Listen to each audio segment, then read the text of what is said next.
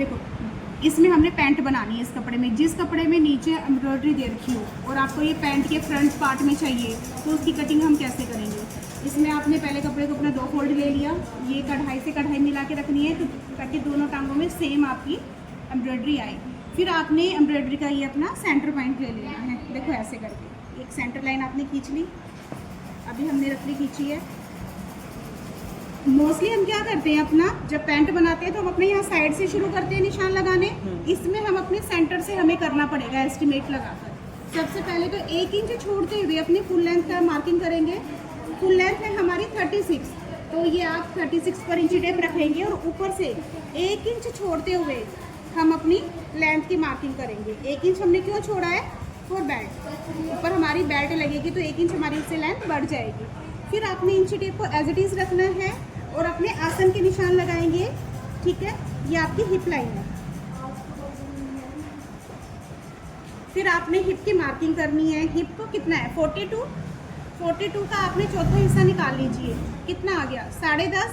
10.5 में आप 5.25 इधर ले लीजिए और 5.25 इधर, 10.5 हो गया। अब आपकी जो मेन लाइन जो आप यहाँ से शुरू करते हो ना वो आपकी ये है। ओके, अब यहाँ पर अपनी लाइन खींच दीजिए ऐसे सीधी।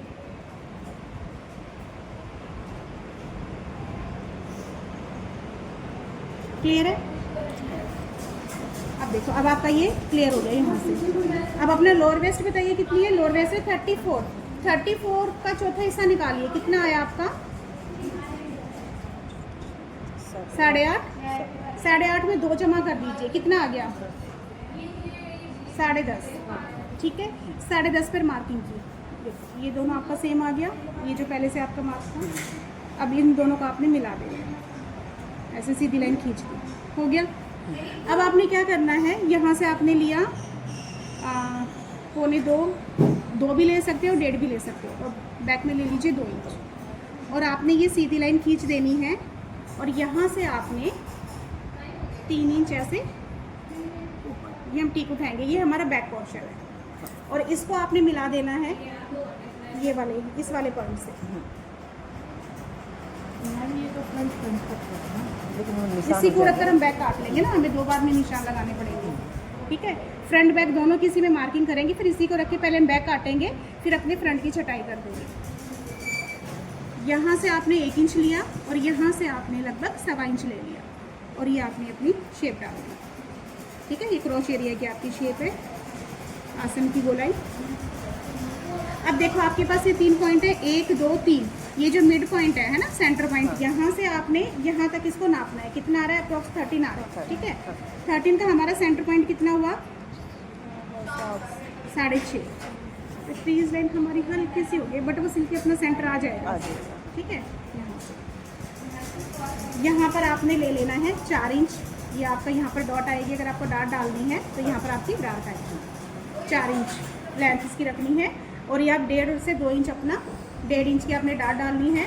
आधा इंच आपका यहाँ पर स्टिचिंग में जाएगा, तो आपने लोअर वेस्ट में जो 2 एक्स्ट्रा लिया था वो आपका कंप्लीट हो जाएगा। अब हम ब्लैक शेपर का यूज़ करेंगे। बॉटम आपकी कितनी है, बॉटम आपकी है 12 इंच, सॉरी 16 इंच। ठीक है, तो 16 में एक माइनस कर दो, कितना आया 15 का आधे कितने हैं 7.5। तो 7.5 में आप क्या करेंगे, हाफ इधर लेंगे, हाफ इधर लेंगे, तो आपका 3.25 इधर आ गया। ठीक है, और ये 3.25 इधर आ गया, 7.5 हो गया। फिर 1 इंच अब अपना बैक में बढ़ाएंगे। फिर आपने ये शेप कर देनी है, फ्रंट वाली शेप फ्रंट से मिलाएंगे और ये आपने बैक वाले पोर्शन की बैक से मिलाएंगे ऐसे। ठीक है, फिर इसको आपने ऐसे करके पलट देना है अपने लेग शेपर को और आपने इस साइड वाली अपनी शेप ले लेनी है। फिर आपने इसको वापस ऐसे घुमाना है और अपनी ये ऊपर शेप। अब हम थाई का मेजरमेंट लेंगे अपना। थाई कितनी 22। ठीक है, तो अपना ये 22 देख लेते हैं। ठीक है, अब इसमें आधा इंच का सीम मार्जिन लेते हुए अब हम इसकी कटिंग कर देंगे। देखो यहाँ पे हमारा फ्रंट बैक सेम ही होता है, इधर साइड से ये आपने आधा इंच का सिलाई का मार्जिन रखना है, आधे इंच से ज़्यादा नहीं रखना। और आप इस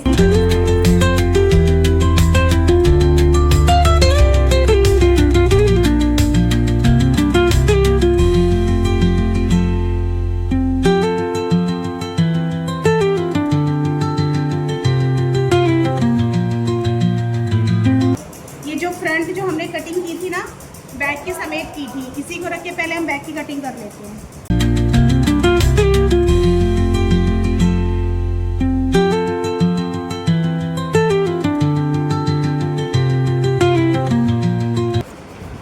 यहाँ पर नोचेस लगा देंगे अपना, ठीक है।